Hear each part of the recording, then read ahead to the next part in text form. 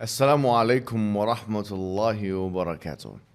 We are in the presence of a cultural icon, a physical specimen, a controversialist, a master orator, a champ.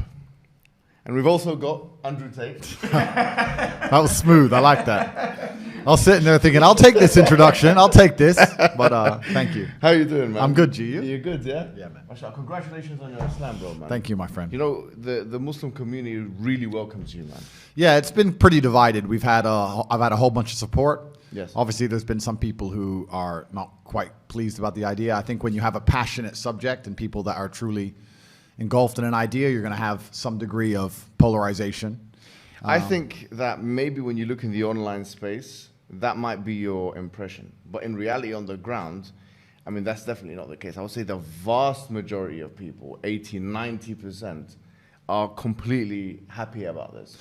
And it's just that the minority have a very loud voice. Well, that's exactly it. That's the whole problem with the internet as a whole, not just Islam, but the internet as a whole is about vocal minorities that look much larger than they are, right? Yeah. And I agree with you, and I'd like to hear that. But the reason I know what you're saying is true is because it's the same even in my case in other subjects. Online, I have all this some kind of hate or people trying to disagree with me. But when I walk through life, I have 30,000 interactions with people, and not a single one's ever been negative ever. Yeah, so it is crazy how the vocal minority is amplified on social media. The main thing to note, though, is that Islam, it completely wipes away your sins. I mean, most of the companions of the Prophet had done many things which are heinous and polytheism. And, I mean, for us as Muslims, polytheism is the worst thing you can do. Yeah. And so there is a hadith of the Prophet Muhammad where he states that Islam, it completely yuhdimu ma qabla. It destroys everything before. It means it wipes away everything before it. In other words, your slate is absolutely clean. Now, if there are some people who are actually coming and giving you a bit of a hard time, that's actually their problem. Yeah. Because in reality, honestly, bro, this is completely un-Islamic. I mean, so that's the first thing. There's actually a verse in the Quran, interestingly enough as well, which says that if you become a Muslim, إِلَّا مَنْ آمَنَ تَابَ وَآمَنَ وَعَمِلَ صَالِحًا, whoever repents and believes and does good works, then God will يُبَدِّلُ اللَّهُ سَيِّئَاتِهِمْ حَسَنَاتٍ, that God will change their bad deeds into good deeds. So how does that make you feel? Well, yeah, that's obviously fantastic to hear and good to know. And it's interesting because I've spent very little time paying attention to the negative comments because I don't in general. But on this particular subject, a few people were forwarding me like the profiles of somebody or of the people who were unhappy with my conversion, and they weren't living very Islamic lives themselves. So it's kind of funny to look at, you know. Exactly, bro. I wanted to start with something which I think the whole world wants to hear about, which to be honest with you, affects our sector as people who want to speak about Islam, call people to Islam, defend Islam, have an Islamic voice or a voice for the Muslim people, which is your ban. Yeah. Because quite frankly, I found it was a vicious attack, a brutal attack on you. It's a case study example now. They've put you in the history books. The question is, what grounds have all of these different social media organizations banned you? They never gave me grounds. They never sent me an official email. They never gave me an official reason. They just delete your profile and you just can't log in anymore. The reason they don't give you an official reason, I think, at the end is because they're scared in a court of law that they're going to be stuck to one reason, right? So if I decide to take them to court, they want to be able to flip-flop and make up reasons as they go. They want to change their terms of service and terms and conditions proactively. They want to change it afterwards. So it's this one here. Oh, that's... I don't know what this is. It's not me. I don't know who this is. Oh, okay. Sorry, yeah. But Just, put that, yeah. yeah, but so they never gave me an official reason for banning me. So I don't truly understand and truly know. I mean, I understand the reason they've come up with. I know that reason is false. I have my own theories on why they've banned me, but them themselves have never told me why. They just delete your profile. For example, YouTube. Most producers know that YouTube have community guidelines, right? Yeah. And they have copyright strikes. So, for example, if one breaks the rules, if you like, of engagement, then they're given a strike, and then a second strike, and a third. You're telling me that this process was not taken with you? Oh, absolutely not. No, I had no strikes. When I first got banned, the initial ban was on Meta. It was on Facebook and Instagram. in perfect synchronization was a large press release by the media, which gave this reason to justify banning me, which was of course false. And I knew the ban was coming. We can talk about that in a second. But when it first hit, I then, by coincidence, got one strike on my YouTube channel. Was it a community strike? It was some strike for some old video about me talking about masks, saying that masks were ridiculous, a COVID-19 strike. Yeah. On a very old video. They gave me a strike, which obviously prevents you from posting for 7 days. Yeah. So I filmed a reply to my initial ban, and then after 5 days, I think, as the strike was coming to an end, just before I could post, they deleted the whole channel without explanation, without an email, nothing, just deleted all of it, wiped it off. And the channel wasn't even in my name. This is what's funny about this. Yes, I was on the channel, but the channel was in the name of the producer, so it wasn't even officially my channel. My brother's channel got wiped. Like, they just attack and just delete everything. And yeah, these community guidelines are so ridiculously vague that they don't even mean anything. Trying to read them is like reading garbage. It doesn't make any sense. I've been following the arguments online about this kind of thing. And obviously, one of the key tenets, if you like, of Western civilization is freedom of expression and speech. Yeah. And the main counter argument is that, no, but YouTube and all these other companies, they're private companies. But what I would respond to that is that, well, these are private companies, but in many ways, they have a higher ability to uphold freedom of speech and expression than even the governments do. Yep. So this is actually it's like an Orwellian state. Like we're looking at something which, the thought police. Isn't this concerning that you have these elites, whoever they may be, who can take these arbitrary decisions and delete somebody from YouTube? Like yeah, it's worse than concerning. This is why I talk about the Matrix all the time in my videos, and I try and explain that we are living in a false version of reality. We're living in a computer-generated simulation because the computers, which is the social media companies, are generating a version of reality which simply isn't true. By deleting one entire side of the argument, by purporting facts, which happen to be false, by deleting information which happens to be true, by making sure the algorithms choose what information you see and what you don't see, they're literally affecting the world people live in. And there's people who are walking through the world today with a mindset and a view on life which is the result of false information and the result of a construction by these social media companies. So we're living inside of a matrix. We're living inside of a very false version of reality, and it's scary. And that's, in many ways, it can be more pernicious than a classic totalitarian state, because at least with a totalitarian state, everyone's being honest about their level of domination. With this kind of thing, it's like, it gives you the illusion of freedom. Do what you want, but then we'll control the narratives in other ways. Yeah, exactly. And I also think in most totalitarian states, like I don't think freedom of speech exists anywhere on the planet, but I do think inside of some states, you know what you can talk about and you know what you can't talk about, and it's pretty clear, right? If I were to go to Russia, for example, I would know what I could say and what I couldn't say without getting in trouble, right? But in the Western world, we pretend that's not the case. And I think that often they'll let you discuss many different subjects until you get to a certain point of influence. And that's when they get afraid of you. It's not just what you say, it's how powerful your voice is. I think the biggest problem with me is not the things I was saying, it's the fact that I became so monumentally popular. And if you're monumentally popular and you have a huge proportion of the youth and a large contingent of the population which are interested in your words, and you haven't sold your soul to the agenda, then they see, okay, he's a large counteraction to our methods and what we're trying to do here, so he has to go. So I think also you can be the victim of your own success in the Western world. So let me ask you this final question on this point, which is that you call it the Matrix, we can call it the liberal world order. Because the LWO, or whatever you want to call it. I mean, it's certainly a method of control. They've got their own ideologies. You know, liberalism, for example, second wave feminism, still, you know, they're shoving it in our faces. And obviously you've said things which are totally antithetical to that, which in many ways could be argued to be the reason why they banned you, to be honest with you. Well, I'm against this whole idea of liberalism and tolerance as a whole, because one, it's hypocritical because these people are not liberal and tolerant. The people who are talking about liberalism and tolerance, they want us all to look different but think the same. If you think differently, then you're instantly a bad guy, right? They love the idea of someone looking different so they can pretend they're diverse and tolerant, but they want you to say the same things and believe the same things. As soon as you step outside of their pre-approved script, instantly they're no longer tolerant and they're no longer interested in diversity of thought. So the first thing, it's very hypocritical. And secondly, I've learned in life that the easiest way to get people to accept bad things is to do it with a Trojan horse. You find some way to disguise it. Even the Senate does this. Even governments do this. They'll say, you know, the green bill, this is to save the environment. And then somewhere on page 84 will be this little code about giving them all a pay rise.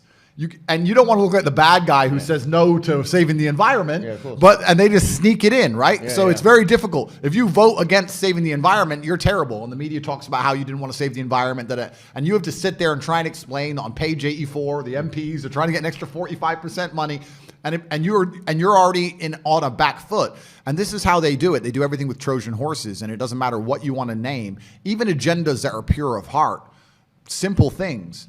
They end up being weaponized and Trojan, like you just said, second wave feminism and liberalism, all this crazy stuff. But the number one most dangerous one is this idea of tolerance. To sit and talk about being tolerant sounds like such a good thing that it's very difficult for someone to sit and say, no, I am an intolerant person. Now you look bad. But when they say tolerance and push tolerance to the point where absolute degeneracy must be accepted, That's the point, yeah. then you're a better person to not be tolerant. You can't be tolerant of degeneracy. You can't be tolerant of your own children seeing things they shouldn't see. You can be tolerant of the destruction of society. If they're going to sit here and say that, no, tolerance is the best thing ever, and then Trojan horse it and destroy the way humans interact, then I don't think tolerance is a good thing. Well, I mean, that's the thing. They've hijacked the phrase and they've used it in their own context. There's one particular political thinker, his name is Mumbai. He said something very interesting. He said that the West has not acted morally consistent. They've only acted strategically consistent. Yep. And so it's tolerance when it's within your own borders or within a certain subsect of people, but then it becomes whatever it becomes, a colonizing mission or a civilizing mission when it comes to, the Iraq War, for example. Completely. If you look at all of Western foreign policy, I mean, they'll talk about we need democracy, we care about freedom. They come up with all this garbage. But the truth is they'll support any side they want to support, regardless of whether they're democratic, regardless of what team they're on. They don't, like, you absolutely not nailed it. It's just about strategy at the time.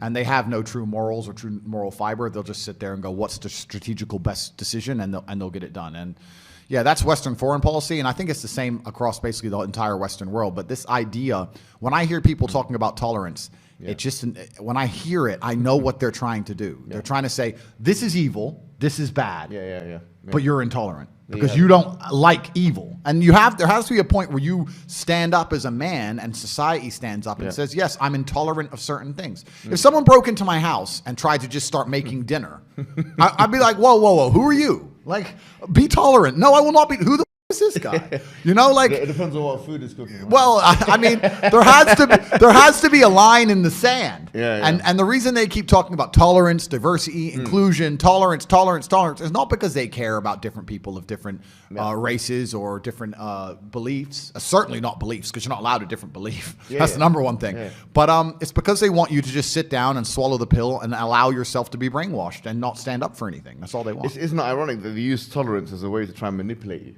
Completely.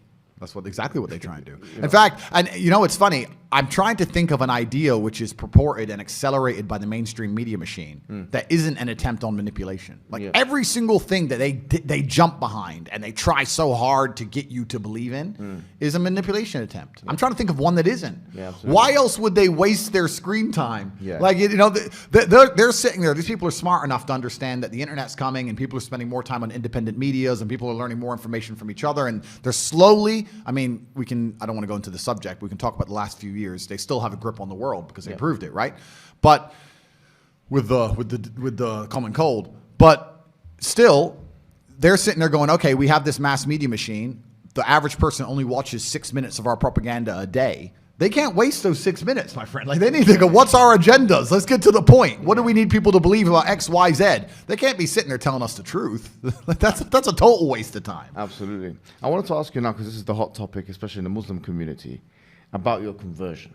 So tell us the story, like what happened exactly. Well, I think a lot of people who've been following me for a while understand that I've been very respectful of Islam for a long time. I was born in a Christian country. I was raised as a Christian, and I've always been very respectful of Islam, and it's become more and more obvious to me and more pertinent that Islam is the last religion on the planet. When I talk about Islam, because I'm new to it, I'm a little bit careful, right? Because I'm new to it. I'm certainly not a scholar. There's so much I need to learn. I know I'm on a learning journey. I'm not here to sit here and talk scripture. I don't know those things yet. I'm here to learn.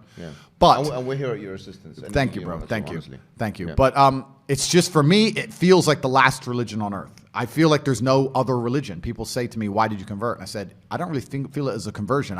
It's almost like I knew God was real and now I've become religious. And they say, well, you were religious before. I was like, religious before how? Christian? What does Christian mean? Like, who's not a Christian? You go to Christian nations and everyone says they're a Christian. Look how they live their lives. Go into the average church. Is anyone actually fearful of God? Anybody? No. The girls are out on Saturday night drinking and then they turn up to church because their parents made them. Like, there's no substance to the religion. And also, Islam very closely reflects my personal beliefs. Through my personal life, I've learned that if you don't have standards and you're not a strong person who's prepared to defend his ideas, you'll be crushed. Yes. And we look at most religions in the world today, which are not prepared to defend their ideas. What's happened to them? They're just getting crushed. And now we have Christianity as an idea, which has basically said, well, we can't set any firm rules because everyone will just quit. So instead, let's make it so easy to be a Christian that nobody has to put any effort in. Yeah. And then accept everybody no matter what. And hopefully we can keep the church doors open. That's not God to me, you know? God to me is strong. God to me is something to be feared. God to me is someone that people are afraid to mock. God to me is someone that you have to go out of your way to prove something to. God to me has red lines. Like, God to me represents the Islamic faith. The Christian God to me, I don't see God. I can't explain. I don't see anything there. So to me, it was the only logical choice in the end. Alhamdulillah, man. I mean, as you're saying this, I'm sure many people are like ecstatic and extremely happy. It's a great thing for everyone, honestly, because, you know, just anyone coming into Islam is you know, the Prophet Muhammad ﷺ told us better than the world and everything in it. But imagine now somebody of major influence. I mean, you're the most Googled person on the planet. I'm not sure if you still have the top spot. I think Putin might have beat me as of last week. But I think it's between me and Putin at the moment. But I don't want to lose to Putin. Look, Putin's the big G. I don't want more enemies. Like, it's fine, Vladimir. You can have it. I never thought I'd hear you saying that statement. Yeah. Putin beat me last year. Right? Last week. I think we're certainly the most Googled. But no, it's definitely something beautiful. And a lot of people have, you know, you'll be surprised at how many women as well. Like, because obviously the accusations of misogyny and stuff, which, you know, but a lot of women, alhamdulillah, especially in the Muslim world, they're absolutely happy. In fact, let me tell you a story. Just before I came here today, one particular woman, I can't reveal her identity, but she's working as a school teacher in London. And actually, my friend told me that she was kicked out of school because they had this campaign against you in the schools. I'm not sure if you're aware of this. I've seen, this was part of the cancellation. I did know about this. So in British schools, they said, you know, if you say anything good about this person, or you have to be reported or prevent, and if you say anything, you know, you have to kind of combat his extremism or whatever it may be, right? So because when you became Muslim, she abstained from doing that. She said, I can't really do that because you know, Islamic laws and it's backbiting and he's got honor in Islam and so on. And unfortunately, they fired her from the position. Wow. So you can see that this is the level of encroachment we're talking about here. So, and this shows you that the level of fraternity that exists, and not only the fact that, you know, when you're looking at Twitter or whatever social media, it's not a representation of what's really happening on the ground. Of course. And I mean, that's crazy to hear. And what's most crazy is, the fervor behind this idea that I'm somehow extremist is truly clown world. Like, I've sat as a professional and analyzed my content and understood which things can be taken out of context and which things were said in a way perhaps they shouldn't have been said before I was massively famous. But we have to sit here and understand that if you take anybody on the planet and give them 7 years of YouTube and then they decide and they blow up big, you're going to be able to find 30 to 45 seconds of clip across all those years that can be taken out of context, right? And it's truly crazy because they sit and say, oh yeah, but you know, the young boys are watching your stuff and they don't truly understand all of it, and there's nuance that's missing. And my argument is very simple. My argument is, well, one, you're taking small clips out of context, and two, there's not a single piece of content on the internet that a 14-year-old boy can't misunderstand. Name someone who's producing content on the internet that you would be 100% happy for a 14-year-old to drill artists, and so they're saying. I mean, I live in an area. I'm not going to mention the names of the artists, but they're talking about going to this person's house and killing him. And killing him in the middle of a knife crime epidemic. We have Lil Nas twerking on having sex with the devil in his music videos. Really? Like, we're going to sit here and talk about how children can be impressionable young children, and I'm sitting there saying there's no way I'm the worst person on the internet. That's not why they deleted me. The difference for them is, as you've mentioned, on those fronts, it doesn't matter to them because it's like, okay, they're consuming our hedonistic products or whatever it is. It doesn't change their worldview. Whereas what you're saying is ideological now. You're challenging the status quo of the LW, of the liberal world order. You're challenging second wave feministic notions. You are challenging some liberal notions. You are challenging ideas, commonplace ideas of tolerance. And George Orwell said it very well. He said that the more a society moves away from the truth, the more it hates people who speak it. Absolutely, and you're right. And I think even the basic things I teach, because some people have said to me, Andrew, all you teach about is personal responsibility, motivation, working hard, getting up and doing the right thing. I said, that's the absolute, those are the things they're most afraid of. If you teach people to have standards for themselves and to be morally strong people and to know right from wrong, then they can't brainwash you. Yes. So that's what they're most afraid of. They're most afraid of young men waking up and going, no, I don't believe that. You have to believe it. No, I don't believe it. I don't want to. And I want to go do this. I want to go to the gym and be strong, or I want to believe X, or I want to be a moral person. They genuinely have a problem with baseline morality. Yes. Yeah. Understand? When some people recognize when I converted to Islam that there was a time I was an atheist. There was a time when I was atheistic. And the reason I am now so absolutely certain that God is real is because I've seen evil.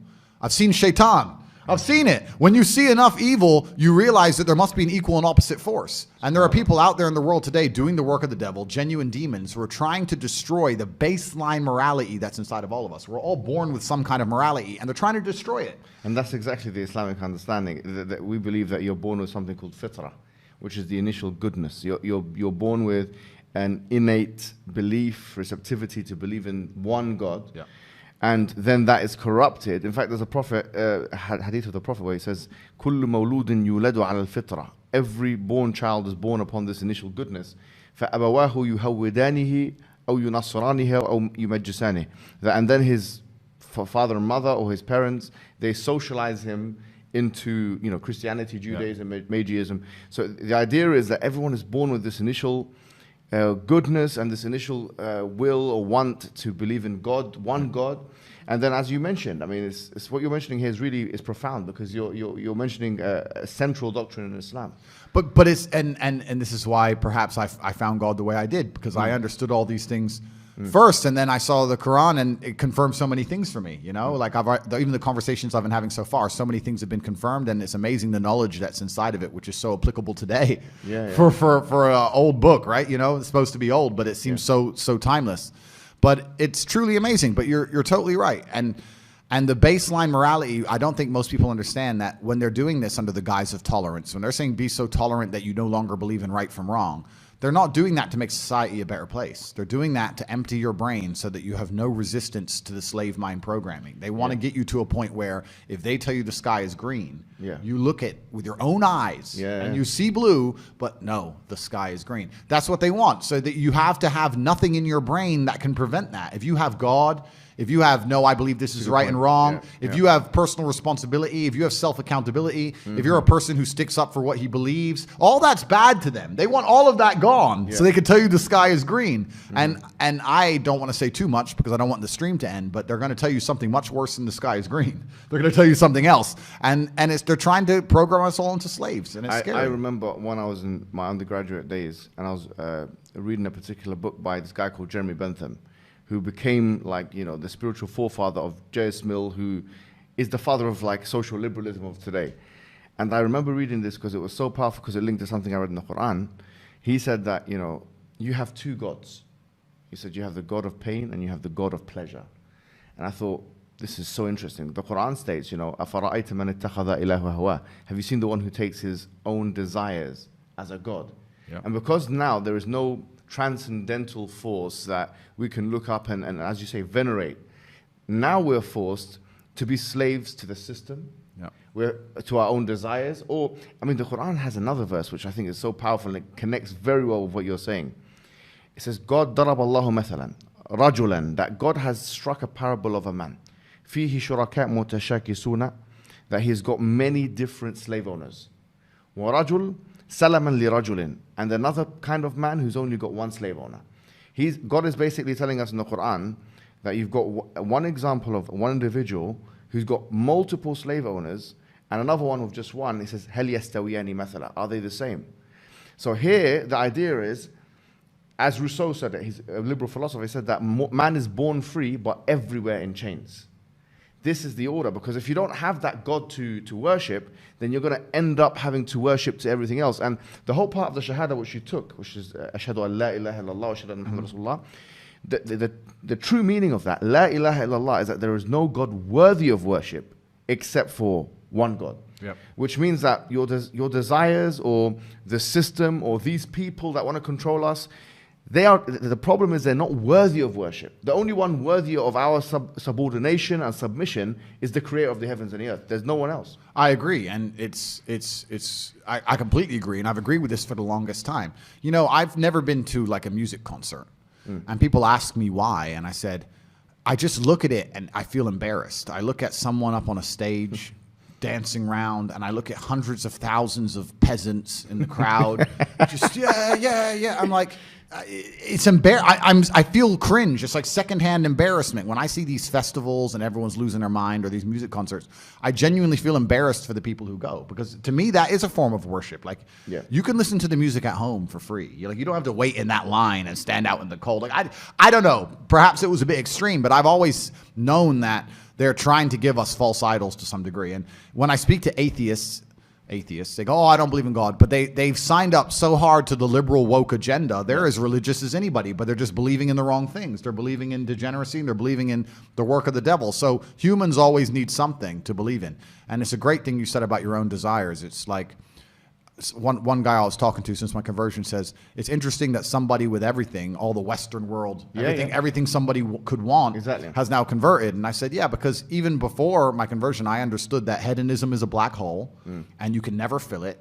You're never going to be able to have enough girls to be happy with girls. You're never going to be able to have enough money to be happy with money. You're never going to be able to, drink enough to be happy with drinking. Like, it's a black hole, and you can pour endless things down it, but you'll never fill it up. And you need to have some degree of self-restraint. And I've always been a very disciplined person. I've never made mistakes. But certainly, the higher power is going to give you more satisfaction in your heart than endless insanity. Absolutely, because I did see a clip of you making the same points. You were saying that, I've done all of these things. Because the accusation is, well, you are the poster child of hedonism, right? Let's say this guy, you're talking about. Sorry to interrupt you. But what's annoying about that is I'm absolutely not. That's what's so annoying about that, because I know so many people of my net worth. I will sit here and say, on the podcast before everybody and before God, voila.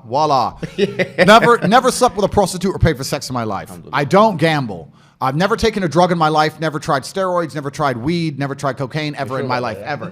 Never. Yeah. Like, I drank a bit of alcohol, smoked some shisha, smoked some cigars, and spent most of my life as an athlete, working hard, 12, 14-hour days making money. But I look after my family. So for me to be, they go, you're the poster boy of hedonism. I say, I know so many people who do so much worse than me.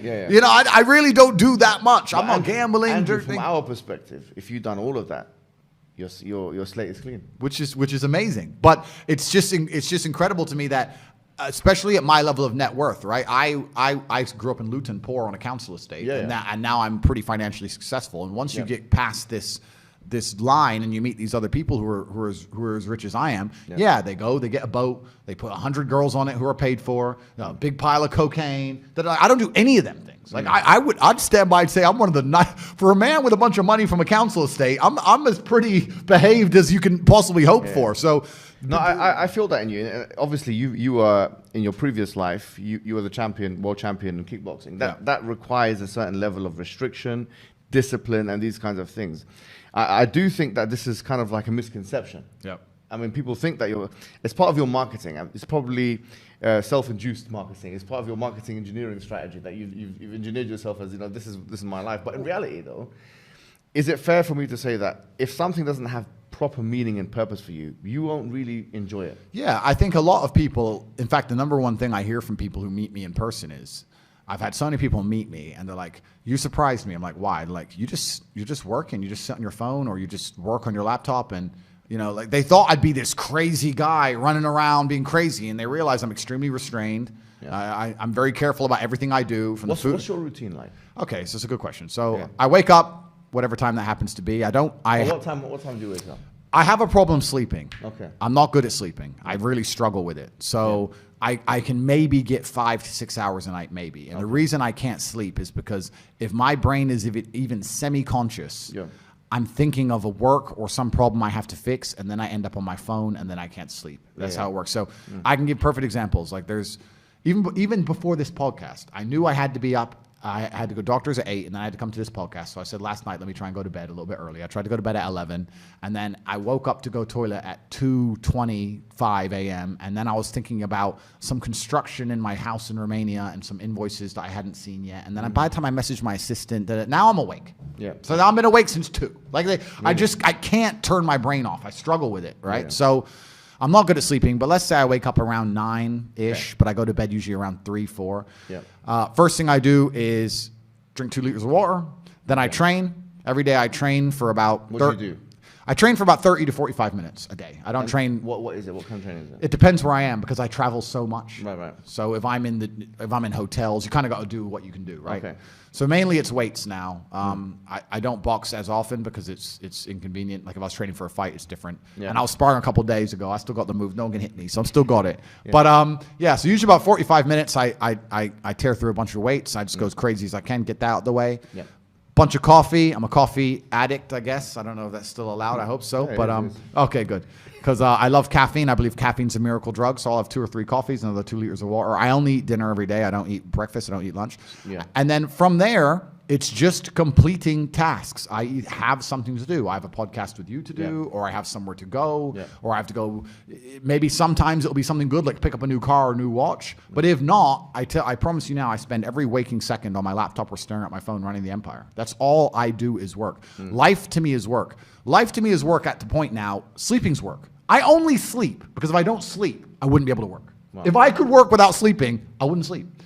People look at my life and they, especially you're right, with the marketing, they see the cars, they see the boats, they see girls, etc. And they're like, oh, wow, he's living this crazy life. And then they get around me and realize that, yeah, we're on a boat. Yeah, there's hot girls. Yeah, it's a yacht. But I'm on my laptop and I'm working. That's it. That's all I want to do is run the empire because it gives me a sense of purpose. So it sounds boring to say, but all I do is work, my friend. That's it. Wow. That's it. When I finish this, we'll talk, we'll have a bit of food, etc. I'll get in the car, I'll go back, and I will work until my next appointment. That's it. I just work. That's all I do. So it's kind of funny because people say to me like, "What's the secret to getting rich?" And I'm like, "It's easy if you don't do anything else but work." Like I don't have any. My only I'm trying to think of what even hobby I have. I love to drive. What is the secret of getting rich? That's a good question. That's a good question. We live in an attention economy, so I think stage 1 is certainly attention. Stage 2 is once you have that attention, establishing credibility. And then stage 3, once you've established the credibility, is finding a way to genuinely improve people's lives. The reason I do so fantastically well is because everybody who's ever followed me or tried any of the things I talk about, their life gets better. Yeah. So it's very easy to say, oh, I've tried Tate's program and my life's better, or I tried this, I followed Tate and I feel happier. So then, of course, they're going to understand the brand, and that's the way to do it. But truly, it's hard work. You need to be able to work endless hours. It's extremely competitive. You need to be able to work as harder than the other guys, and that's the only way I did it. I ground to the top the old-fashioned way, and that's still what I do. I just work. So with this, basically, I'll say that, in terms of your routine, Islamically, the main thing to focus next on will be the prayers, 5 prayers a day, right? And so that's obviously 1 in the morning, and then you'll have like prayer times and stuff like that, where you have to do the ablution and learn to. I saw you kind of praying. That was I'm learning it, and I've been told the times, and I've got all this, and I'm going through all that, and I have to incorporate that as well. It gives you a solid structure. I feel like it gives you anchorage in the day. It's the spine of my personal day. I feel like it just creates that structure in the day.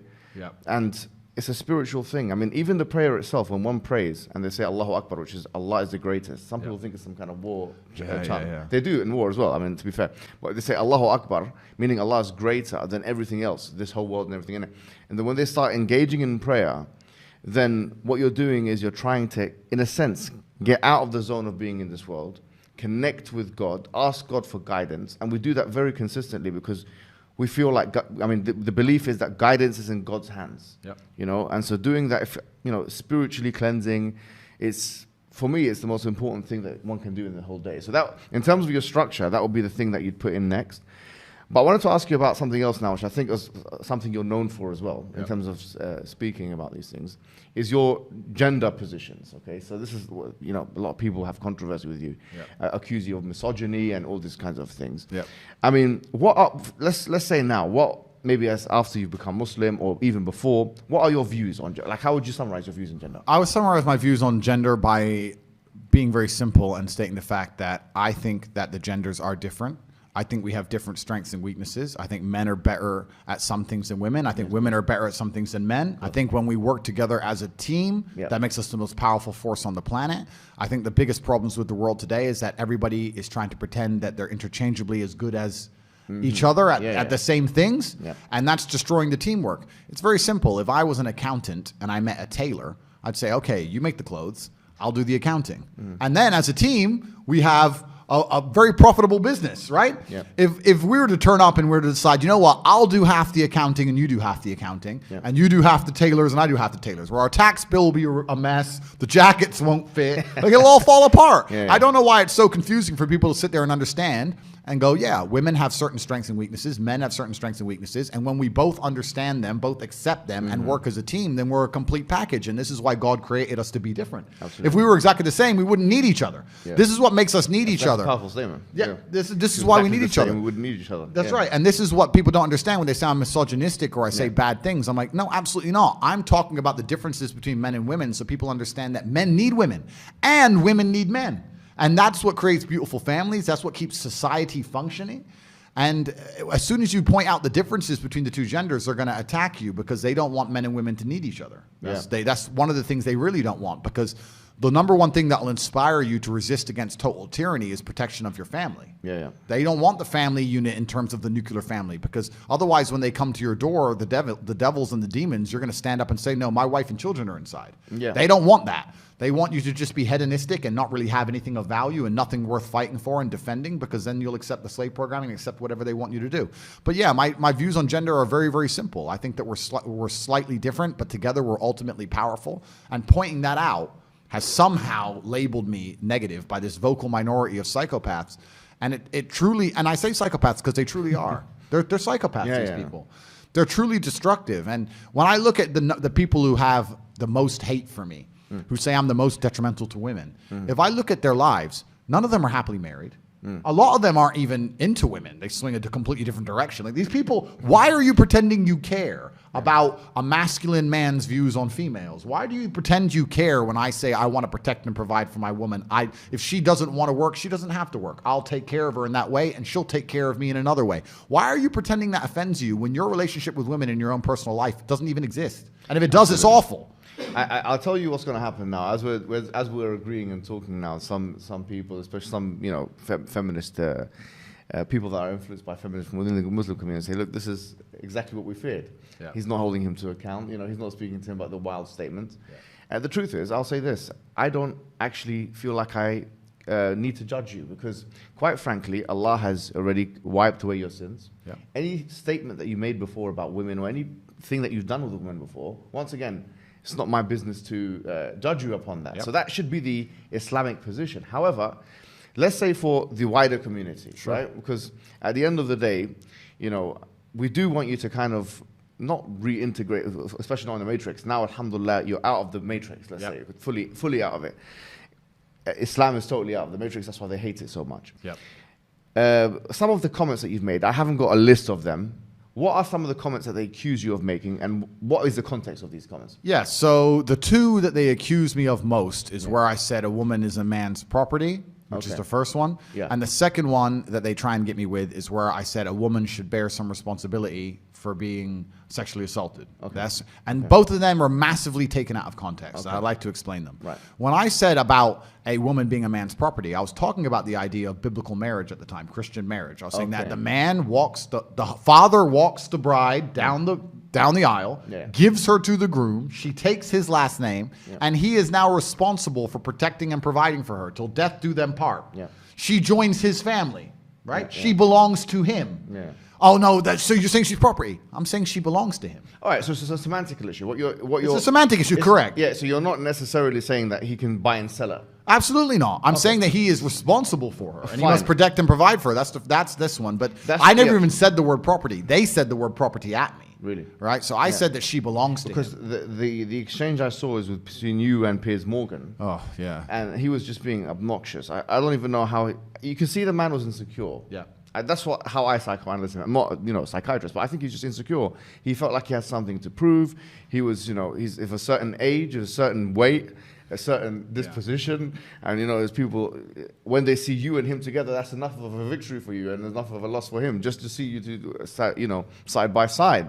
But as his face was becoming red like Peppa Pig, and he was getting more and more angry and interjecting every second, you know, he was mentioning these points.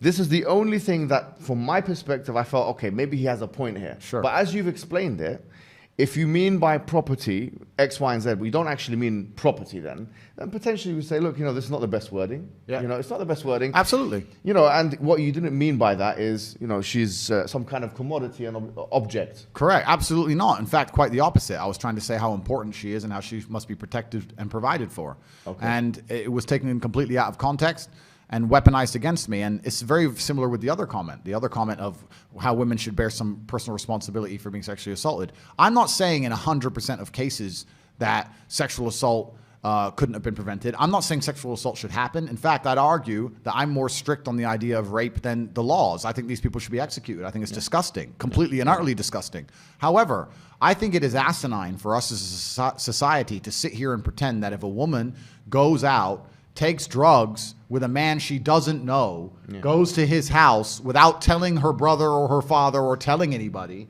and puts herself in a position of absolute vulnerability, that she has zero responsibility. So it shouldn't happen to her. Of course. It's disgusting. Yeah, of course. But also, I shouldn't get robbed if I walk down the street with $1 million in the middle of the night. So but it can. So I must think ahead. What you're effectively saying is that, you know, if there are certain situations where the probability of sexual assault for women increase.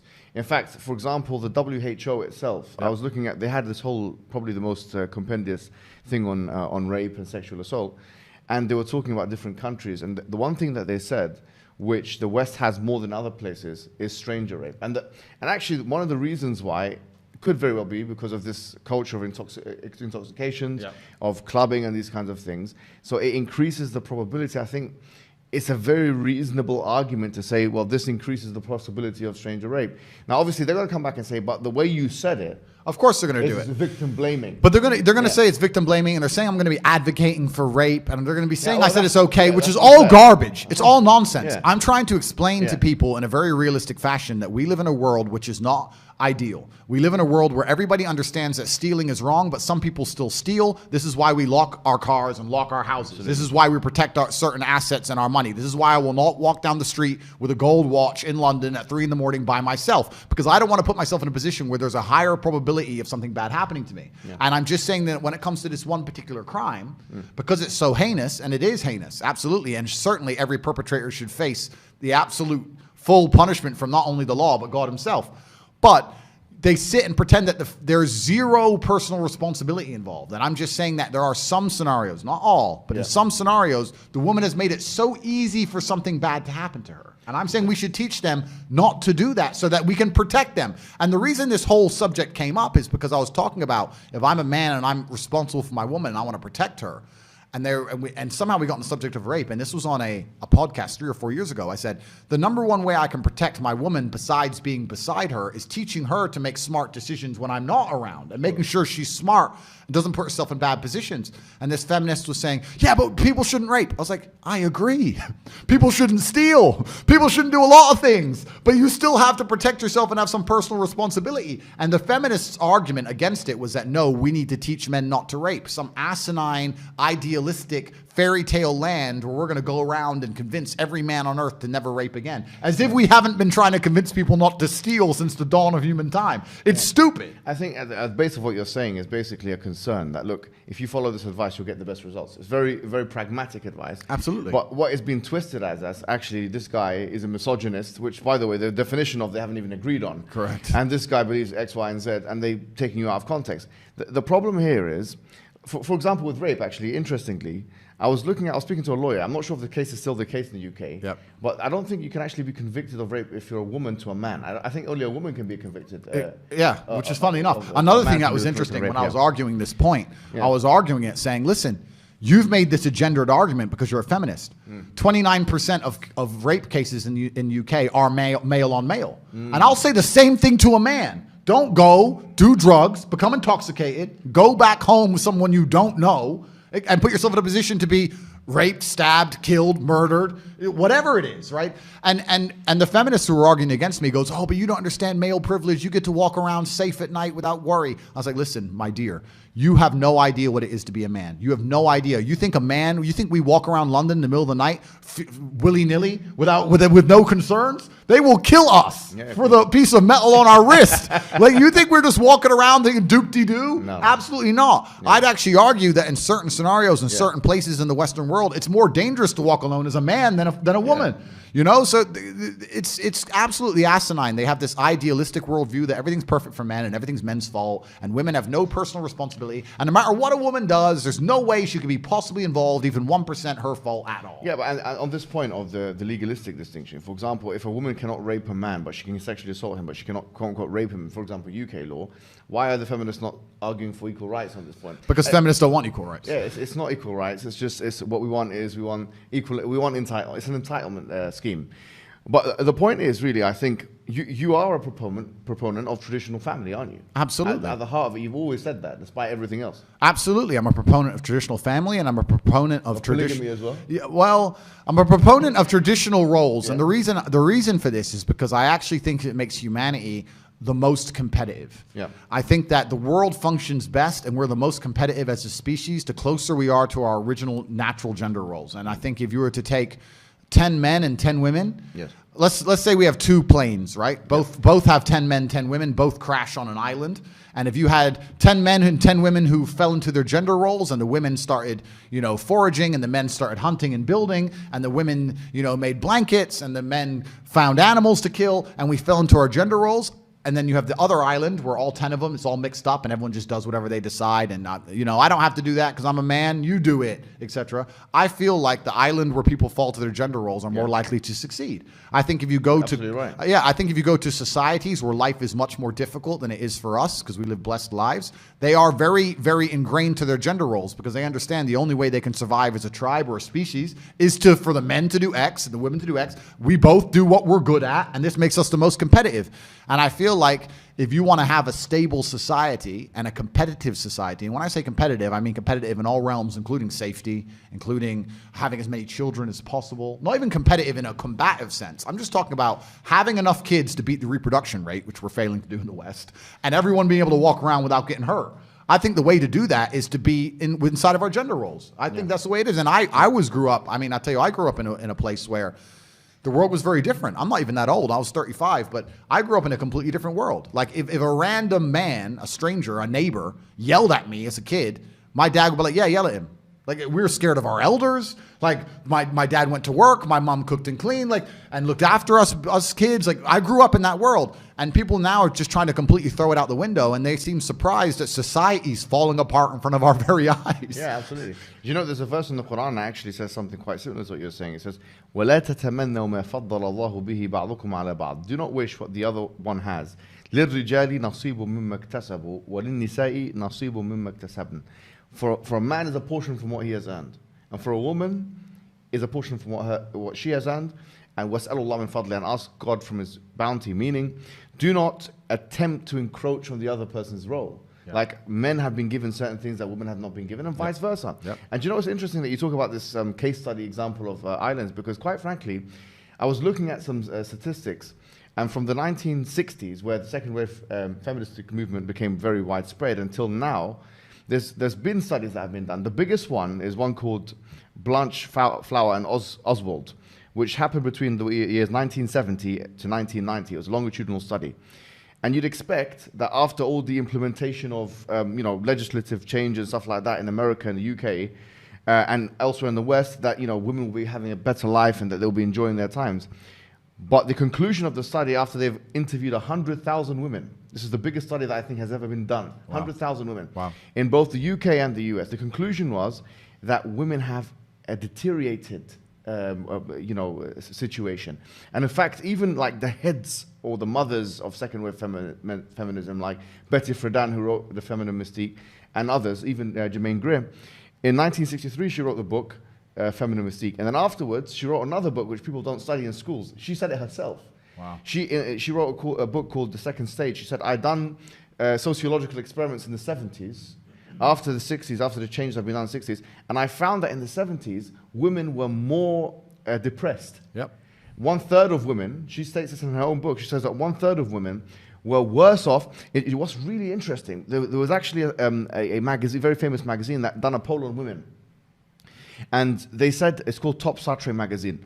And they found that 79% of women that responded said that they would quit work if they could tomorrow. Yep. 80% said that work is causing them psychological pain and distress. Yep. So in other words, this whole idea of prioritizing careers over motherhood and over being a wife and stuff like that, the experiment has already been done in a sense. Absolutely. And it's been done for the last 61 years, or 62 years, let's say, since 63. And in that time, what we found has been a tremendous failure. Of course. Which has impacted women's mental health, their physical health, it's impacted families. One more thing I will say is that I was talking to one guy who's he's done demographic stuff called Nicholas Wolfinger. Yeah. And I asked him what families are most stable or whatever, by way of the children turn out to be most educated, and they're away from delinquency and criminality, these kinds of statistics. He actually said religious families, obviously nuclear, traditional families, religious families. So we have the data to show that families that take this traditional role are clearly advantaged. They advantage women, they advantage children, they advantage men. Absolutely. So it is the model. And now you're saying something which is against it. Clearly it's not in their economic interest. Yep. And so is it the case that because of this they're cancelling you? Yeah, I think it's because I'm trying to stick up for the baseline morality of humanity. It's interesting what you just said earlier as well from the Islamic point of view, that we're born with an innate good and an innate understanding. Yeah. I think that women innately, maybe the world has convinced them otherwise, but from my experiences, the only thing that satisfies them is becoming a mother. Absolutely. And nothing else is going to fill that hole in your heart. No amount of Sex in the City, Starbucks, makeup, Instagram likes, career, all this crap. There's a reason you are sad. And the reason you are sad is because you should have been a mother 8 years ago. Mm-hmm. And this is why you feel miserable inside. And this is something that females are born innately with, and society is trying to convince it out of them. And that's why you have so much confusion in the world today. And like you said, this is why they ended up being less happy after this liberation than they were before. And I'm not saying that women shouldn't have free choice. I think women should absolutely be allowed to do whatever they want. But they should sit and understand that the matrix and the system, the propaganda machine that they're sitting and digesting is trying very hard to convince them to move away from their natural instincts. When you sit and watch Sex in the City about some 49-year-old woman with no kids who's having a great time and is 0% depressed on her 58th fucking dude that month, and you're sitting there watching it, they are trying to program you. And most women don't realize the level of propaganda they're existing under. This also goes back to the earlier point I made about Trojan horses. Because this is how they do everything. Feminism was about give the women the vote, right? Then they sneak in all this other insanity. Let's not allow women to have kids. Let's try and convince them not to. Let's convince women not to respect their man and make him feel like a man in his own household. Let's convince women that they can physically attack a man on the street and they have no disadvantage at all because they're just as strong as a man is. Let's convince women of this insanity. But we'll Trojan horse it in with feminism. So if you say, well, I'm against feminism. Oh, you don't want women to vote? No. It's the same thing they did with the Green New Deal, right? We want to save the planet and sneak the money in. So you have to also understand, and I wish people were more perspicacious that could understand that any agenda that the mainstream media is purporting, any agenda they're trying to make you swallow, there are hidden agendas and hidden backdoors in all of it. There always will be. And it doesn't matter whether it's passport for a particular injection. It doesn't matter if it's ideology. It doesn't matter what it is. They're trying to give you the surface level understanding that you can't disagree with, so that all the things you don't like come in, right? And that's the scary thing about feminism. A lot of it is just a simple explanation that it's in the economic interest of the West and the elites. And it's no coincidence that second wave feminism really took off after World War II, where the infrastructure of these countries was damaged, and these guys were bringing immigrants from all these countries now. That's why we've got so many immigrants and so-called immigrants, people from abroad, ex-colonies or whatever, in the UK or whatever it is. They needed women in the workforce, so this was a convenient ideology, but which has now taken a Frankenstein form, and which has endangered women, endangered children, put women and children both in a very bad predicament. You're saying something opposite to this. They're saying if this guy gets too popular, we're going to lose money. Oh, completely. It's not even just lose money. I think it's more sinister than that. I think they're going to lose influence, and influence is the number one thing they care about. The reason that they push feminism so hard, a lot of people understand, is so they could double the tax bracket. They wanted women to work so they could double the taxes. But I think the other reason they did it that a lot of people don't consider is that in the modern world, in the world you live in today, in the West, you don't raise your children and you don't own your children. You've had these children, I like to believe, because you're in love with your partner and you want to replicate yourself and purport your worldviews. And the way you view the world, you want that to be instilled in this child. That's not the case. They wanted the woman at work, because if the woman's at home, she likely agrees with the worldviews of her man. And that means the children are being raised by the mother, and they're likely to adopt those worldviews. In the modern world, where they convince a woman to get a job, the man to get a job, they inflate the currency so nobody can exist any other way because it's too expensive.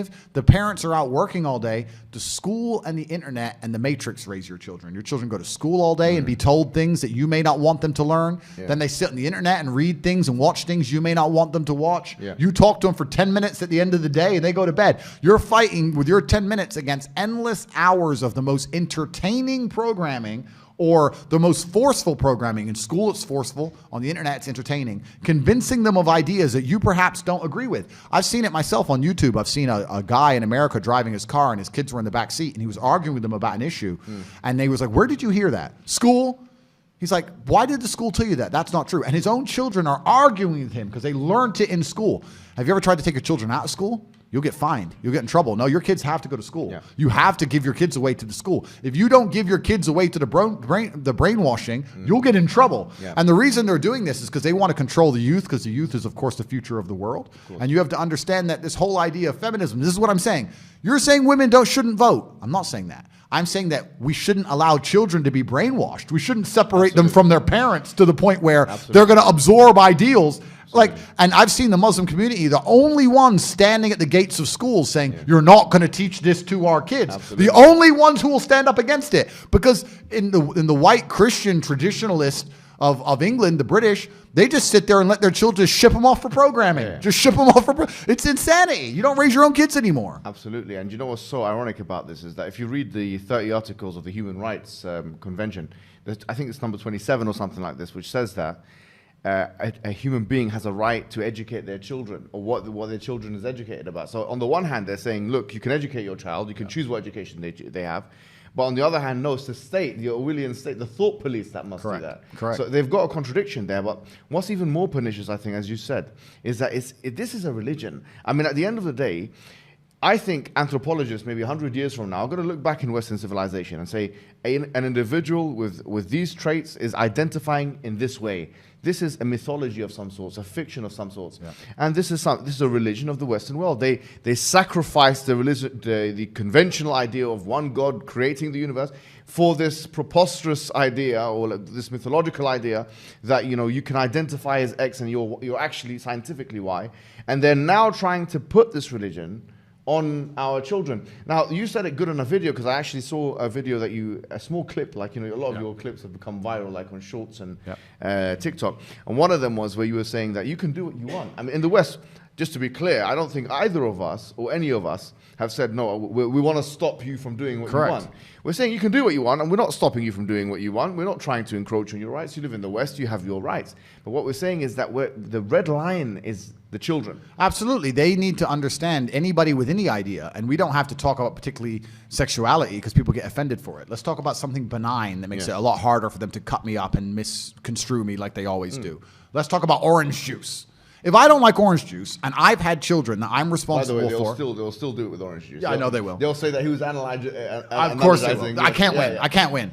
But if I have children, and I raise them, and I'm responsible for them, and I decided to have them, and I sacrifice that for them, and I decide that I don't want them to drink orange juice, it's not fair for the government to come along and say, it doesn't matter what you want, we're going to force them to drink orange juice. And this is what they effectively do with so many of these ideologies. And you're right. It's to a degree, it's a religion. They are so fervent and so desperate for people to accept and believe in these things. This is why people say, oh, I'm an atheist. There's no such thing as an atheist. You either believe in God or you believe in the devil, and you believe in the degeneracy. There's no in between. I've never seen anybody who's an atheist who's genuinely just neutral to these things, right? They always end up agreeing with this craziness. I think the main reason people call themselves atheists is so they have an excuse to do bad things and not feel guilty about, what they know innately is wrong. But you're completely right. It's completely unfair for people of a certain ideology to come along and say that we must teach children my ideology regardless of what their parents believe and think. That's truly disgusting. And feminism and the whole idea of getting the mother out of the household and locking the children in these educational camps is the reason they wanted to do all this stuff. And they want to control the youth, especially the youth, because children are the easiest to manipulate to shape the future. And they're trying to shape the future of the children so that they are very good at ignoring their own innate moralities and also very good at ignoring their own eyes. When you said earlier about X and Y, I perfectly understood you, and we're on YouTube, so we'll have to talk very carefully. But if you can convince somebody that a giraffe is a horse, and you can convince them that even if they look directly at a giraffe, that they know that their mind tells them it's a horse, regardless of the fact that they can see a giraffe before their very eyes, then they are completely open for all forms of slave programming. Once you get people to ignore their eyes, well, then the game is complete, right? So this is purposeful. This is done on purpose. No doubt. I was doing at one point. I did a part of my postgraduate on gender studies, and I was speaking to this person on the lift, and she said that the penis is a social construct. Of course it is. So I said, okay, well, no problem then. On that logic, rape is a social construct. Yeah. Because I mean, it's the same thing. If you take your belief to its logical conclusion, then it actually leads to things that you don't want to happen. For example, if you say that race is a social, if I can identify as a black man or a white man or whatever, then racism becomes a social construct. So it's once again, if you take your ideas and stretch them out, you get exactly the opposite of what you're trying to achieve. Yeah. And I don't think this has been thought out properly. But these people don't think, and this is what's amazing. It shows what privileged world we live in. They don't think, because their ideas, the reason they don't think is because their ideas aren't tested. When your ideas are tested and challenged, you have to find a way to rebut and prove your ideas to be true. The reason their ideas aren't tested is because of censorship. If you argue against these ideas, they delete the other side of the argument, which means we now live in a false version of reality because one side of the argument is completely decimated and deleted. Hence, the computers purport the matrix, and this is exactly where we are. If we could freely talk and argue against these points, they'd be gone. But we can't, which is why they still exist, which is why false ideas, which should have been destroyed long ago, are now pertinent amongst the population because of the matrix and their media machine and the false computer-generated reality we're forced to live under the guise of censorship. And this is what we say. I said this to somebody. They said, "Oh man, you lost your Instagram. That must suck." I'm like, "Yeah, okay, I lost Instagram. I can't show off my fancy cars. Cool." But it's not about that. This is about genuinely good versus evil. This is about the fact that if you read any history book, the people who did the censoring were never the good guys. This is genuinely about the forces of evil versus God. That's what this is about. It's not about my Instagram page. It's about the fact that there are ideas that they have now that we can't talk against. For the last 3 years, they had this thing we weren't allowed to talk against, and look what it did to people. Look how it decimated people, locking them in their houses, destroying people's businesses, etc.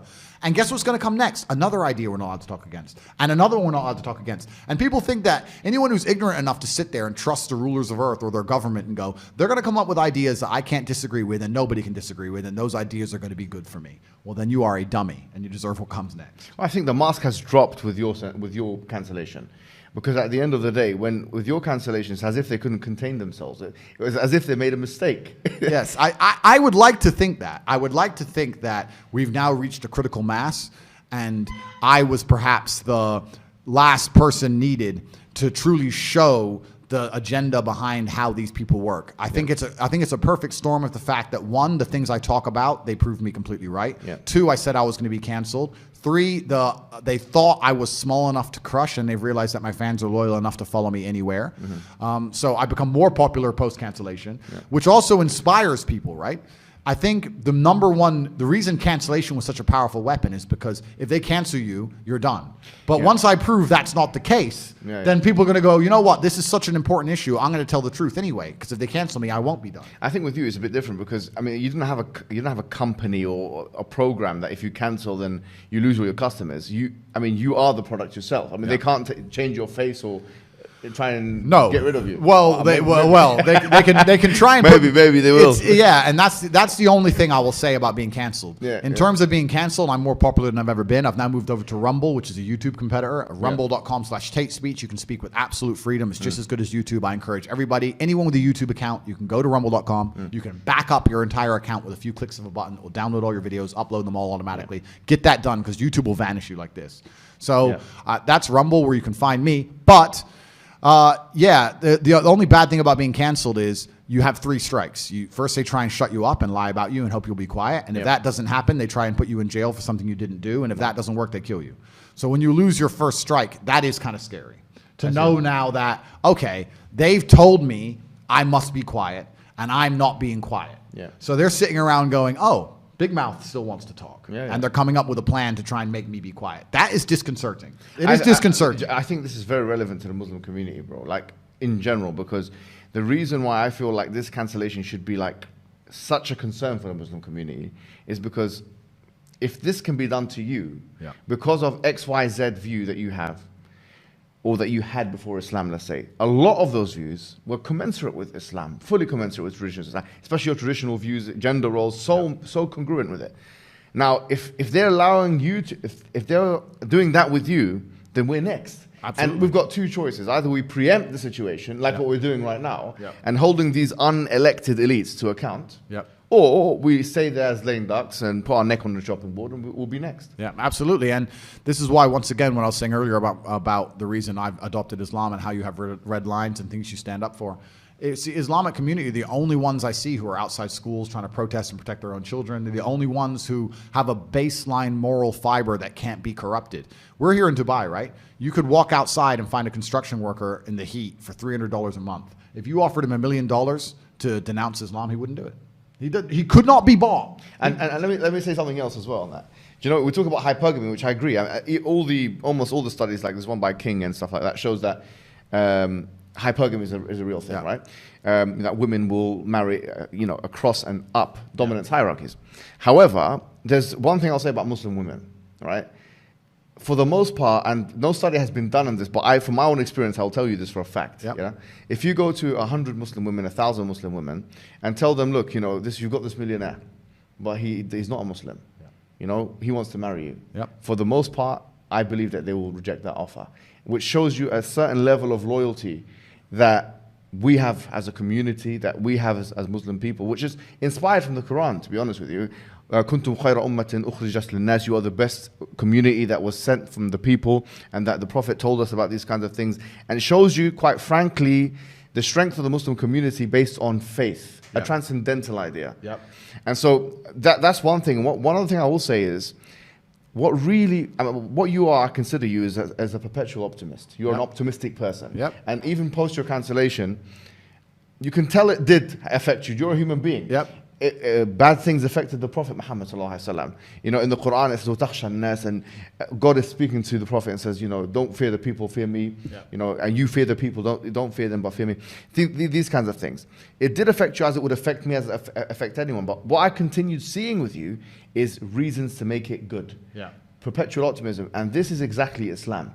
Because the Prophet Muhammad sallallahu alaihi wasallam, or it was said about him in a hadith, كَانَ يُعْجِبُهُ الْفَأْلِ. He used to love optimism. Optimism is an integral part of Islam. It's always finding a reason why this thing is good. And that is because at the end of it, what is it? You're either your sins are being deleted from the Islamic perspective. When you go through a trial or a tribulation, your sins are being deleted. You're going through a challenge. It's strengthening your iman, your faith, your person, or it's putting you in a higher rank in the hereafter. We believe obviously in heaven and hell. We believe in these things as real constructs. We don't believe in these things as metaphoric or something like that. So we believe that it's only good things, really, if you consider it. And so in many ways, one can see why a religion like that would suit someone like yourself. I mean, you mentioned Khabib Nurmagomedov before, and you mentioned he's got training and then he's got praying and training and praying. And there's something else about Khabib which I think is really powerful. Is that he represents, I think, a very virtuous thing, which is that he is both humble and confident. And that's where the virtue is. And at the end of the day, if you have that kind of mindset, a strong mindset, a disciplinarian mindset for yourself and for your family, I think that is, in many ways, it is the remedy for a lot of these mental health issues. Oh, absolutely. And I also think that God is pleased with you when you show him the beauty of his creation. I think that God is pleased with you when you work as hard as you possibly can and you do the best you can in anything you're going to attempt. God loves people who work hard and try hard. And in my own personal life, I can see that God is very happy with me when I give it 100%. And very few people give anything 100% anymore. It's very rare you meet somebody and if they're honest with themselves and with you and with God, say, I gave it everything I had. They gave it some. They tried a bit. They got demotivated. They got distracted. They got tempted. But when you truly give your 100% to something, I think that makes God very happy with you, and I think He rewards us for that. What would your advice be to somebody? Because this is one thing that you're credited with even by your enemies, right? Your detractors. They say that, you can say what you want about him. Even Piers Morgan said that, but you've given confidence to young men. There's a lot of young men now, young women, that require that discipline. What kind of advice would you give them, practical advice? Yeah, I think that you have to live. There's a lot of practical advice I can give. In terms of the religious sense, I would say you need to live like God is always watching. You may have the opportunity to do something bad, or you may have the opportunity to steal some money or snake somebody, but in the end, you're going to pay for that, and the bill will be paid. I think if you do the right thing, in my experience, if you're a person who does the right thing, firm handshake, is on time, doesn't lie to anybody, does what he's supposed to do, is honest with a good heart, is genuinely polite to everyone he meets. If you are that person, you get very far in life. I've yet to meet people who just do all the simple things right, who completely fail at life. But I've met a lot of people who snake or steal some money and they get really rich, then they lose it all, or they get rich and end up a gambling addict or depressed or etc. So you have to just understand that God is always watching. He's going to reward you in the end. That's the first thing. And the second thing I will say is that you are the sum of the 5 people you spend the most time with, and you need to curate your reality. I think the biggest problem with young people today is that they don't curate their realities heavily enough. The people that they want to spend most time with aren't adding any value to their lives, and then they end up wondering why they don't get anywhere. It's so interesting. As you speak, it's as if you're narrating hadith, because when you said God is watching, it sounds nicer in Arabic. When you say it in Arabic, it sounds. I need to learn that part. No, honestly, there is a hadith that says that the highest form of faith is أن تعبد الله كأنك تراه فإن لم تكن تراه فإنه يراك. That you should worship God as if He sees you, because if you don't see Him, He sees you. Yeah. And on the friends issue, there's a hadith on that as well. Like that المرء على دين خليله, that the person is on the religion of his friends. Yep. So a lot of, like, as you say, this is. I need to learn it all, and this is. I'll say this now. The thing that was most daunting for me about converting was the amount I'd have to learn. Yeah. That's what's scary. No, take it easy. That's what's scary about it, But I mean, I'm a fast learner. I'm not a stupid guy, but it's just like, okay, I have a lot to do. The Prophet Muhammad told us in the hadith, "Inna ad-dina yusr," that the religion is easy. Yeah. وَلَا يَشَدَّ الدِّينَ أَحَدٌ إِلَّا غَلَبَهُ. No one tries to overburden themselves with the religion except that it defeats them. In other words, take it incrementally. Yeah, yeah. And Aisha, one of the wives of the Prophet, she said that if the first things that had been revealed to the people was this is permissible and this is impermissible, people wouldn't have done it. Yes. So, the first things that came down in terms of revelation were the verses of heaven and hell and these kinds of things. So I would say take it easy. It's a journey. Like it's like kickboxing, Yep. You probably came in when you were a young guy, learning the roundhouse, of course. it took you some time to kind of develop competence in that field, and it's like anything else. So it's an easy process, but it's a gradual process. What I wanted to speak to you a little bit about is conceptions of masculinity. Okay. Yeah. So I think you've been criticized with that as well, like the toxic masculinity. Supposedly, and which is such a vague term. It's almost like the community guidelines. What do you think they mean by that? Well, it's almost like the community guidelines of these social media companies, right? They give this stupid definition of a term, which basically can be applied to anybody and anything willy-nilly, deciding whether they like you or not. It's very vague. It's not solid.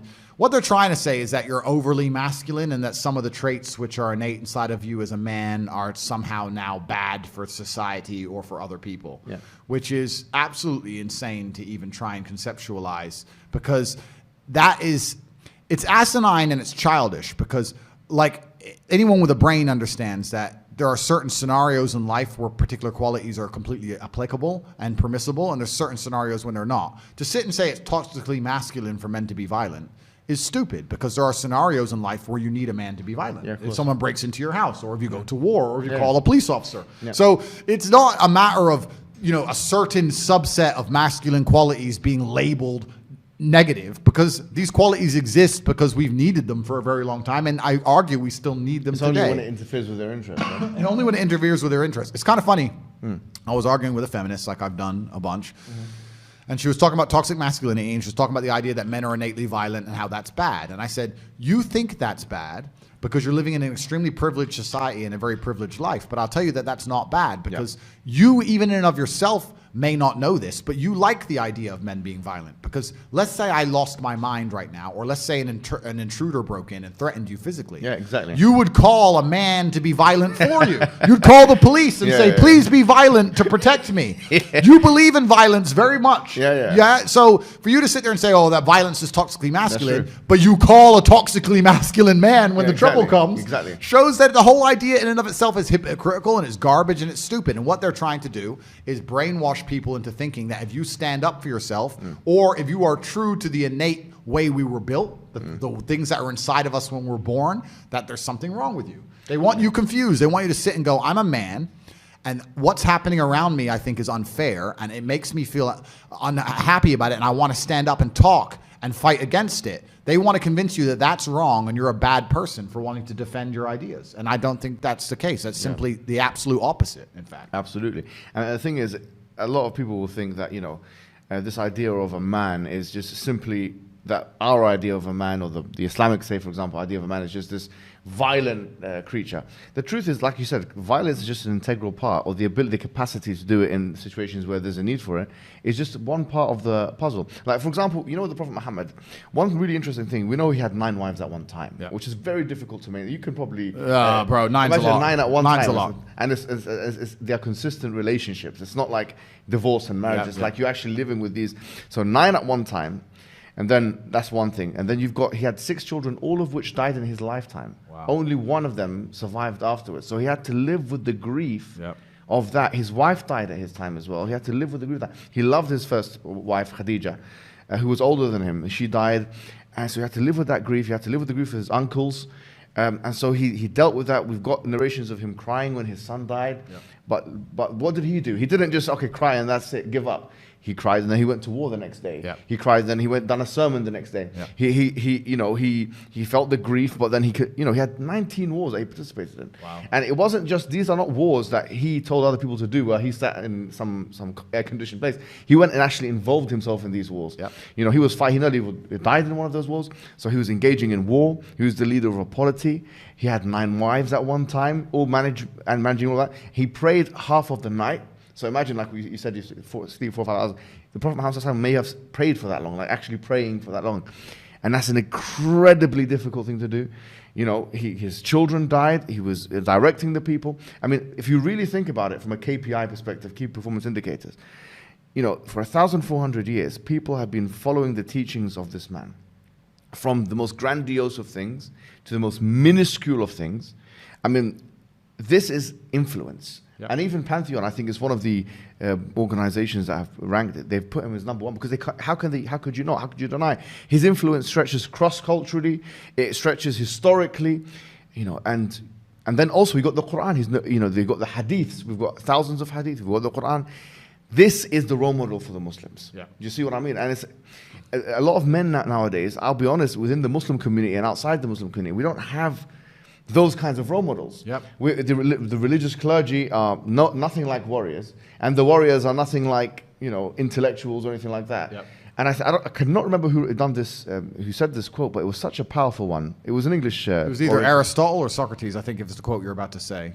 No, let me say the quote first. He said something to the effect of, if you separate the fighting man from the thinking man, you have fools that fight, and you have cowards that think. Yeah, completely. And I think it was there's a similar quote by either Socrates or Aristotle. Yeah, he said something very similar. He said, if your warriors and your thinking men are separate, then you nailed it. Oh, it's right. exactly the same. I think it's one of those two. But no, and you're completely right. It's completely true. And that is what the world is lacking now as a whole. And it's kind of insane when you look at how the world works. You have these thinkers sitting around in some government building sending warriors to die. And the warriors don't understand why. And the thinkers are too scared to go do it themselves. And it's kind of strange how whole society's even, limping along as it is. But I agree with you. I think that's the essence of a complete man. And when you were telling me about the adversaries, the adversities that were faced and how he stood up and he fought against them and moved forward anyway. I think this is what God wants from us, from all of us. It doesn't matter what the adversary is. It doesn't matter how much you're hurt by it. You need to allow it to motivate you to push harder and show your power and show your resilience. And it's almost like even before I became Islamic, I very much understood that when bad things happen to me, this is a lesson from the universe or from God or from the Creator to stand up and show who I am and who I can be, and to take all of the pain and anguish and disappointment and heartbreak and all of this and turn it into a force I can use for good and to make myself a better person. And I think if you don't approach life this way, that you're always going to struggle, because life is hard for everybody. It's going to be hard. It doesn't matter who you are or what you do. You need to be resilient to it. And I think that Islam is a fantastic way to understand exactly how to handle adversities and move forward. So, well, I'm going to end in a second, but I just want to say one thing, which is that for those who don't know what Islam is a very, very basic religion, and it really is just a belief and worship in one God worthy of worship. As we've talked about today, it's not your desires, it's not the society, it's not the matrix or the LWO, the liberal world order. It's not any of those things. Really, it's just belief and worship in one God, and it is the belief in all of the messengers, Abraham, Moses, Jesus, and we believe the final messenger is Prophet Muhammad, who I've just described a second ago. And if someone just believes in those two things, actually, for all intents and purposes, they're a Muslim, and then all they have to do next is start praying 5 times a day, which is what Andrew Tate has done. It's been a pleasure having you on. I know you're a bit tired and fatigued, so I don't want to make it all long for you, and we'll get something to eat after this. I don't know how long we've been talking for. How long have we been speaking for? I think that's a good time. Yeah, I think and we can do another one as well, especially as my journey continues and as I learn more and as I get more knowledgeable. I would love in a year or so or 6-7 months, etc., we'd meet up again and do something. Absolutely. And if you need anything from us, obviously, we're always being in communication with you. If you need resources, research, anything like that. Perfect. And you're part of the community. And one thing I want to say to the Muslim people is we must show loyalty and unity with Andrew Tate, in the sense that he is now one of our brothers, and it is absolutely unforgivable to say things that some of these feminist Muslims have been saying. And in fact, if anything, they need to be the ones who are refuted. Andrew Tate now is a brother of ours. His sins have been completely wiped away. And that really is that. Thank you so much, Andrew, for coming. Thank you very much, man. And it's been educational and very interesting. Thank you, my friend. Too, man. Thank you, brother.